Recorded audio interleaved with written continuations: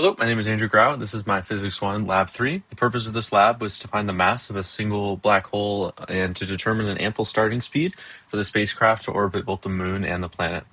For this lab, I used GlowScript and Newton's second law, and the main results, my mass for the black hole was determined to be around 8.3 times 10 to the 33 kilograms, and the starting speed for my spacecraft was determined to be around negative 300 and negative 500 for the x and y speeds. So the main physics ideas and formulas, you can see the gravitational constant formula, the FNet formula, and the position and velocity update formulas in Newton's second law, as I mentioned previously. For the GlowScript program model, the assumptions, so in the first part, the star was assumed to be around 2 times 10 to the 30 kilograms of mass, and that just kind of mimics our sun. And delta hat was 86,400 seconds, which is just one Earth day in seconds. And then as you can see, my formulas down there are just formulas derived from Newton's second law relating to the ones on the previous page. And then for part two, another assumption was that the ship speed in the x direction was negative 300, and the ship speed in the y direction was negative 500. And then the reason that those are assumptions, even though they were kind of found through guessing and checking, was that they are required for the program to run. So the simulation of the experiment, so part one on the right, you can see our system here, and then the surroundings is everything else in space.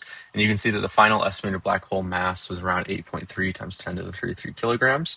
And because of those assumptions that we had earlier, so the star had a mass of 2 times 10 to the 30, that's how we were able to properly calculate that mass of the black hole there. And then we also had to take the average of that mass, because as you can see, there were a lot of different values outputted. So taking the average gives us one single number.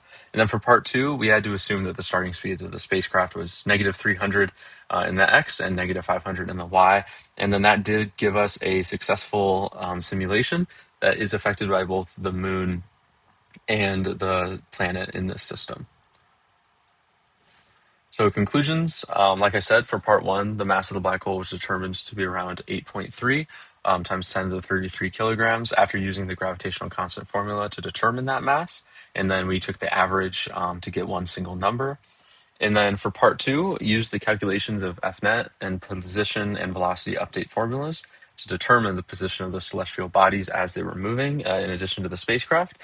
And then as kind of a trial and error, found negative 300 in the X and negative 500 in the Y to be a good starting speed for that spacecraft to successfully orbit the two different bodies. And then just some sources of error for these. The average calculation may be off, not actually true to the single value. And then the program is very simple, so it might not be accounting for other things that could be in space. Not as many sources of error as in other physical labs because it was a program, but there still are some.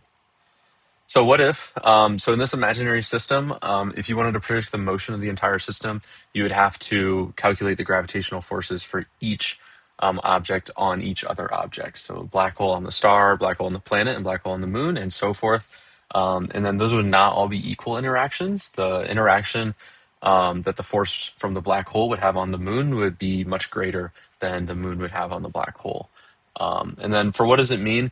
So the way that I can kind of sum this up is that the net force is kind of the starting force to initiate something, and then the change in momentum is kind of the result of that beginning. But kind of at a macro view, they do describe, they are fundamentally the same thing. All right, so that is my Lab 3. Thank you.